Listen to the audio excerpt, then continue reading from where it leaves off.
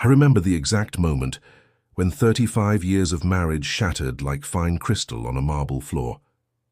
It was a crisp October morning in Connecticut, the kind where the maple trees outside our Victorian home blazed in shades of crimson and gold. I was 58 years old with silver hair that I'd finally stopped dyeing 2 years prior, a decision that had liberated me in ways I couldn't have anticipated. "Margaret, we need to talk." Richard's voice carried that formal tone I'd come to recognize over the decades. It was the same tone he used when he informed me his mother would be moving in with us after his father passed. The same tone when he told me we'd be skipping our anniversary trip to accommodate his business conference. I set down my mug of Earl, grey tea on the kitchen island, the one I'd selected when we renovated 5 years ago. "What is it?" I asked, though some quiet intuition was already sending warning signals through my body. Richard stood across from me, his once dark hair now salt and pepper, his blue eyes, the same ones that had captivated me at Northwestern all those years ago, now avoiding mine. Next to him stood his brother Edward and Edward's wife Diane. Behind them, like some sort of Greek chorus, stood their adult children, my nieces and nephews by marriage. Notably absent was our daughter Emily, who lived in Portland with her husband. "We've been discussing the family property," Richard said, gesturing vaguely to encompass the house around us, "and we've come to a decision." "A decision?" I repeated, my fingers gripping the countertop. "About our home?" "The family home," Edward corrected, his voice slicing through the air between us. "The Harrington family home, to be precise." That distinction, that deliberate exclusion, sent ice through my veins. For 35 years, I'd been Margaret Harrington.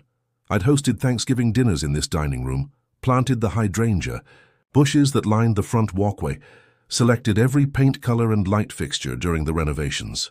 I'd nursed Richard through pneumonia in our bedroom upstairs, graded papers in the sunroom I'd converted into my home office when I was still teaching literature at the local college. "Margaret," Richard continued, "my father always intended for this house to stay in the Harrington family. Now that Emily is settled on the West Coast and shows no interest in returning, and with Mother's increasing care needs." "What are you saying?" I asked, though I already knew. The air in the kitchen had shifted. It felt thin, insufficient. "We think it's best if you find your own place," Richard said. "Somewhere smaller, more manageable. Mother will move back in here, and Edward and Diane will oversee her care." The shock must have registered on my face because Diane stepped forward, her expression arranged into what I'm sure she thought was compassion, but read more like satisfaction. "We've already found some lovely condominiums near the river," she said, sliding a glossy brochure across the counter. "Much more suitable for someone in your situation, my situation. Single, childless in practical terms with Emily across the country, approaching 60, replaceable." "This is my home," I said, my voice sounding distant even to my own ears. "I've lived here for 28 years. "It's a Harrington home," Edward insisted, "and you're only a Harrington by marriage." "Only by marriage." As if the past 35 years could be reduced to only. As if the life I'd built here, the memories embedded in these walls, meant nothing because I lacked the correct surname at birth. "Richard," I looked to my husband, searching his face for some recognition, some defense. "Is this really what you want?" He had the decency to look uncomfortable at least. "It's what's best for the family, Margaret. Mother needs familiar surroundings." "This is her home too." "It's been her home in Florida for the past 15 years, I pointed out, anger beginning to replace shock. "Since when does she want to return to Connecticut?" "Since her health has declined," Diane said smoothly. "The doctors think the familiar environment will be beneficial for her cognitive state." I wanted to laugh at the absurdity of it all. I'd called my mother-in-law just last week, and she'd been lucid as ever, complaining about the new landscapers at her retirement community and asking for my chocolate bourbon pecan pie recipe for her bridge club. "And where exactly do you expect me to go?" I asked, looking directly at Richard. "While you move your family in and erase 35 years of our marriage?" "You'll be compensated fairly," Edward said, as if I were an employee being terminated, "with severance. We've prepared an offer." Another document slid across the counter. I didn't touch it. "Richard," I said again, my voice dropping, "can we discuss this privately?" He cleared his throat. "We've already discussed it, Margaret. The decision is made. You have 30 days to make arrangements. 30 days. To dismantle a life. To pack. Up 3 decades of existence and disappear. To become essentially a ghost in my own history." "I see," I said quietly. And I did see, with sudden, searing clarity. I saw the subtle shifts over the past year. Richard's increasing time spent with Edward, the family meetings I wasn't invited to, the way conversation would halt when I entered a room. I saw the long game that had been playing out while I'd been tending to our home, caring for his mother from afar, supporting our daughter through her cross-country move. I placed my palms flat on the cool granite counter. "I'll need time to process this." "Of course," Diane said with manufactured graciousness, "but the timeline is firm. 30 days. I nodded once, then walked out of the kitchen, up the stairs, and into the master bathroom, the one with the clawfoot tub I'd insisted on preserving during renovations, despite Richard's protests. I closed the door, turned on the shower to mask any sound, and then I did something I hadn't done since my father's funeral. I cried until I had nothing left. Then I called Emily, and after that, I called a lawyer. What the Harringtons didn't know, what Richard had apparently forgotten in his eagerness to please his family, was that I wasn't just Margaret, who married into the prestigious Harrington name. I was Margaret Callahan before that, daughter of James Callahan, one of the shrewdest real estate attorneys in Boston, and I'd learned a thing or two about property laws over dinner conversations growing up. The next morning, while Richard was meeting with his family's lawyer, I drove to the bank where my father had insisted I keep a separate safety deposit box, just in case. Inside was exactly what I needed. The original deed to the house, the amendments made when we renovated, and most importantly, the document Richard had signed on our 25th anniversary, the one transferring half ownership of the property to me outright, not as a marital asset, but as an individual. "Never tell me I don't know how to give a romantic gift," he joked at the time, presenting the document to me over dinner at our favorite restaurant. "Most women want jewelry, but my practical Margaret would rather have property rights." He'd been right, and now that practicality would save me. The following weeks unfolded like scenes from a play I'd never rehearsed for, but somehow found myself starring in. Richard moved into the guest bedroom without discussion, our decades-long habit of saying goodnight to each other, abandoned as easily as an old sweater. The house that had once felt like a sanctuary now seemed to be observing me with suspicious eyes, as if the very walls had aligned themselves with the Harrington family agenda. My lawyer, Catherine Zhang, was a sharp-minded woman in her 40s who listened to my story with an expression that shifted from disbelief to strategic calculation. "Let me get this straight," she said, peering at me over stylish tortoiseshell glasses in her downtown Hartford office. "Your husband and his family are trying to evict you from your marital home of nearly 3 decades to install your mother-in-law, who currently lives in Florida." "That's correct," I replied, pulling out the folder containing the deed documents. "But there's something they don't know." Catherine reviewed the documents, her eyebrows rising incrementally with each page.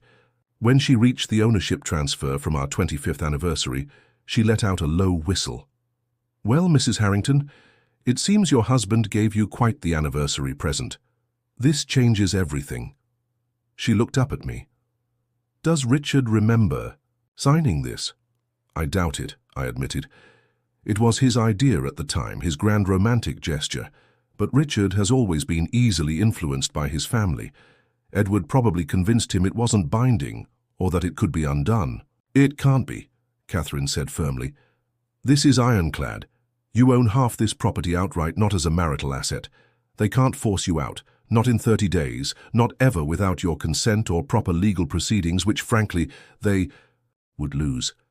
For the first time since that morning in the kitchen, I felt a flutter of hope. "So what do we do?" "We let them play their hand," Catherine said, a smile forming on her lips. "And then we show our cards at exactly the right moment." Over the next 3 weeks, I watched in silent observation as the Harrington plan unfolded. Moving boxes appeared in the garage. Diane came by to help me sort through my things, a thinly veiled reconnaissance to inventory, what I might take versus what they considered family property. Richard's mother called, her voice syrupy with manufactured concern, asking if I'd found a nice little place yet. All the while I said little. I agreed vaguely to their timeline. I began packing photo albums and books, personal items that wouldn't raise suspicions.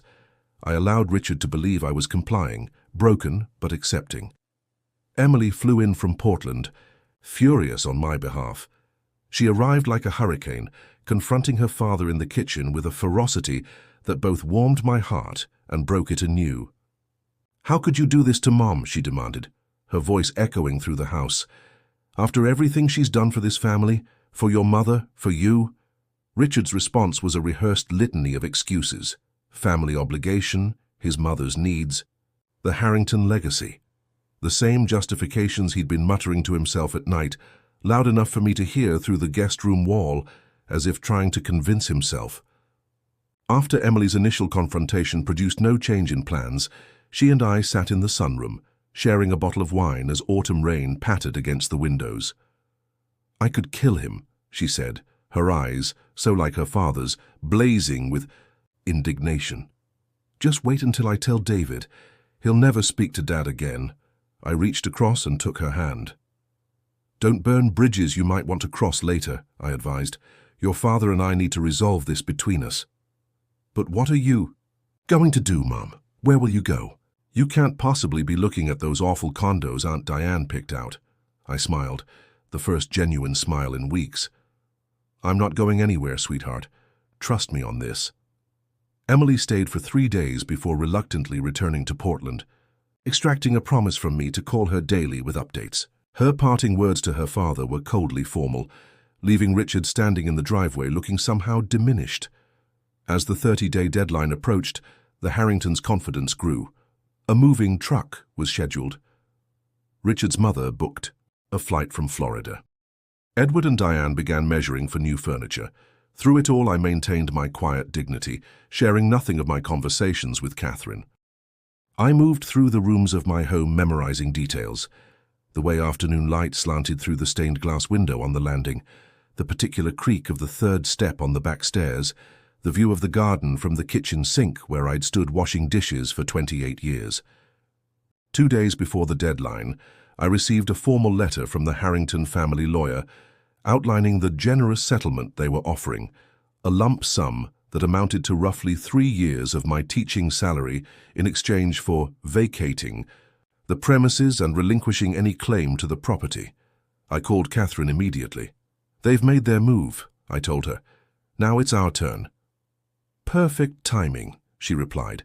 "I've just received notice that our emergency hearing is scheduled for tomorrow morning. Are you ready, Margaret?" I thought of the young woman I'd been at 23, starry-eyed and in love with Richard Harrington, believing I was joining a family rather than simply borrowing their name until they decided to reclaim it. I thought of the decades I'd invested in this marriage, this home, this life. I thought of my father, who had taught me to always read the fine print and keep copies of everything important. "I've been ready my entire life," I answered. That night I slept in the master bedroom for the first time since Richard had moved to the guest room. I lay in the center of the bed, no longer confining myself to my side. Tomorrow would change. Everything. And I wanted one last night surrounded by the familiar comfort of the space I'd created, the sanctuary I'd built, the home I'd loved. In the morning, I dressed with particular care. A charcoal grey suit I'd purchased for faculty meetings, a silk blouse in deep burgundy, the pearl earrings Richard had given me on our 20th anniversary. I swept my silver hair into a neat chignon and applied makeup with a steady hand. When I descended the stairs, Richard was in the foyer with Edward and Diane, all three staring at me in confusion. "Where are you going?" Richard asked. "We have the final walkthrough with the real estate agent this morning." I smiled pleasantly. "I have a court appointment. I'm afraid you'll need to reschedule." "Court?" Edward echoed, his voice sharp. "What are you talking about?" I collected my coat from the hall closet. "I've filed for an emergency injunction against my eviction from my home. The hearing is at 9. You're all welcome to attend, of course." The stunned silence that followed me out the door was the first moment of genuine satisfaction I'd felt in a month. The county courthouse stood imposing against the autumn sky, its stone facade a testament to permanence and order, concepts I desperately needed to believe in again. I met Catherine on the steps, her confidence radiating like a shield around us both as we navigated the security checkpoint and located our assigned courtroom. We were early by design. Catherine wanted me settled and composed before the Harringtons arrived. We took our places at the plaintiff's table, arranging our documents with methodical precision. I sat with my back straight, hands folded, projecting the same calm authority I'd used in my classroom for decades. "Remember," Catherine murmured, "let me do most of the talking. When you speak, be direct and unemotional. This judge appreciates clarity and despises drama." I nodded, my eyes fixed on the courtroom doors. Right on cue, they swung open to reveal Richard, Edward, and Diane, followed by their lawyer, Theodore Palmer, a contemporary of my father's and a man known for his aggressive tactics. The look of shocked indignation on Edward's face would have been comical under different circumstances. They took their seats at the defendant's table, Richard's eyes darting toward me and then away, unable to hold my gaze. I felt a momentary pang, not of regret, but of mourning for the man I'd thought I married, the partnership I'd believed in for 3.5 decades. Judge Lowell entered, a distinguished woman in her 60s with shrewd eyes that missed nothing. After the formalities, she addressed the courtroom. "We're here on an emergency petition filed by Margaret Harrington against Richard Harrington, Edward Harrington, and Diane Harrington seeking an injunction against her removal from the property at 47 Maple Street, New Haven, Connecticut. Ms. Jang, please present your case." Catherine rose, the embodiment of professional poise. "Your Honor, my client, Margaret Harrington, has resided at the property in question for 28 years. It has been her marital home with her husband, Richard Harrington. Approximately 30 days ago, she was informed by the defendants that she was to vacate the property within 30 days to make room for her mother-in-law." Theodore Palmer stood immediately. "Your Honor, the property in question has been in the Harrington family for generations. It was always understood that it would remain Harrington family property. Mrs. Harrington is being offered a more than generous settlement." Judge Lowell's expression remained neutral. "Mr. Palmer, are you claiming that Mrs. Harrington has no legal right to the property?" "The property was purchased by Richard Harrington's grandfather and passed down through the male line," Palmer stated confidently. "While Mrs. Harrington has certain marital property rights, those can be addressed through proper divorce proceedings and settlements." "So you acknowledge this is a marital asset?" Judge Lowell asked.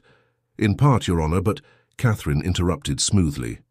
"Your Honor, if I may, the issue of whether this is simply a marital asset is precisely why we're here today." She lifted a document from our table. "I'd like to enter into evidence Exhibit A, the property deed as it currently stands." She approached the bench, handing copies to the judge, the clerk, and then walking a copy to the defense table. I watched as Theodore Palmer scanned the document, his expression shifting from confidence to confusion. Beside him, Richard had gone pale. "As you can see, Your Honor," Catherine continued, "on the occasion of their 25th wedding anniversary, Richard Harrington transferred 50% ownership of the property directly to my client, Margaret Harrington, as her sole and separate property. This was not a marital asset division but a gift, documented and recorded properly with the county." The courtroom fell silent. Edward leaned over to whisper urgently to Palmer, while Richard sat frozen, the memory of that anniversary dinner clearly rushing back to him. Judge Lowell reviewed the document carefully. "Mr. Palmer, were you aware of this property transfer?" Palmer cleared his throat. "Your Honor, we need time to verify the authenticity of this document. It's been registered with the county for 10 years, Catherine pointed out. "A simple property record search would have revealed it." Judge Lowell looked directly at Richard. "Mr. Harrington, did you sign this document transferring half ownership of the family property to your wife?" All eyes turned to Richard. In that moment, he seemed to age before me, the weight of his divided loyalties visibly crushing him. Yes, Your Honor. It was our anniversary. I wanted Margaret to feel secure. Edward made a sound like he'd been struck. Diane's face flushed dark, with anger. Then it appears to me, Judge Lowell said, that Mrs. Harrington is not merely a spouse with marital property rights, but a legal owner of the property in her own right. As such, she cannot be evicted by the other owner or his family members. She turned to Palmer. Unless you have evidence that this deed transfer was coerced or fraudulent. Palmer conferred briefly with his clients before responding. No, Your Honor, but we maintain that there was a family understanding. Family understandings don't override legal documents, Mr. Palmer. You know that. Judge Lowell turned to me directly. Mrs. Harrington, as half-owner of the property, what is your wish regarding residency? Catherine had prepared me for this moment. I stood, my voice steady despite the hammering of my heart. Your Honor, I have made this house my home for 28 years. I renovated it, maintained it, and created a life there. I wish to continue residing in my home, as is my legal right. Judge Lowell nodded. Given the clear documentation of ownership and Mrs. Harrington's expressed desire to remain in the property she legally owns, this court grants the emergency injunction preventing her removal from the premises. She fixed Richard with a stern look. Mr. Harrington, as the co-owner, you of course also have the right to reside there. How you negotiate shared use of the property is between you and your wife, but I strongly suggest you seek marital counseling before you seek litigation. With a sharp rap of her gavel, it was over. The Harringtons sat stunned as Catherine and I gathered our materials. As we prepared to leave, Richard approached, looking hollowed out. Margaret, you never thought I'd fight back, I finished for him. You never thought I'd remembered that deed transfer. You never thought I was paying attention all those years listening to my father discuss property. Law at the dinner table. I met his eyes directly. There's a lot about me you've never really thought about, Richard. Edward pushed past his brother, his face contorted with rage. This isn't over. That house belongs to the Harrington family. I am the Harrington family, I replied calmly. Or half of it, legally speaking. I suggest you find your mother alternative accommodation. I hear there are some lovely condominiums by the river. Outside on the courthouse steps with autumn leaves swirling around us, Catherine gave my arm a squeeze. What now, Margaret? I took a deep breath of crisp October air, feeling truly free for the first time in months. Now I go home, I unpack, my books I call my daughter, and I decide what the next chapter of my life looks like on my own terms. That evening, I walked through my house, touching familiar surfaces, reacquainting myself with the space that had witnessed so much of my life. Richard hadn't returned. A text message informed me he'd be staying with Edward until we figure things out. I poured myself a glass of the expensive Bordeaux I'd been saving for a special occasion and carried it up to the master bathroom. I filled the clawfoot tub with hot water and bath salts, undressed, and sank into the soothing warmth. As I soaked, I thought about endings and beginnings, about betrayal and resilience. The Harringtons had tried to erase me, to reduce 35 years of marriage to only by marriage. They'd forgotten that I had been paying attention all along, that I had built my own security, that I had never been just an accessory to their family narrative. When Emily called that night, I told her everything. Her laughter rang through the phone when I described the looks on their faces in the courtroom. Mom, you're my hero, she said. Seriously, what you did today, standing up for yourself like that, it's inspiring. I learned something important, I told her, curled up in the window seat of what was now truly my bedroom. All those years I spent trying to be the perfect Harrington wife, I forgot something essential. I was Margaret Callahan first, and she was pretty remarkable in her own right. She still is, Emily said softly. Outside my window, the maple tree blazed red and gold in the glow of the setting sun, its leaves occasionally letting go to spiral toward the ground. Some endings are necessary for new beginnings. Some losses make room for unexpected gains, and sometimes the most powerful moment in a woman's life comes not when she acquires a new name, but when she reclaims her original strength. I slept peacefully that night, alone in the center of my bed, in the center of my home at the beginning of my new life. The next morning, I woke to the sound of birds outside my window and the distant rumble of a moving truck being sent away unfilled. I smiled, stretched, and rose to make myself a cup of Earl Grey tea in my kitchen, planning my day in my house on my terms. The deeds to the property lay on my bedside table, a reminder not just of ownership of a house, but of ownership of my story, my life, my future. After decades of compromise, of putting Richard's family first, of being Margaret Harrington, Richard's wife, I had reclaimed something precious, the right to be simply, powerfully, unapologetically Margaret. And that was the deed that mattered most.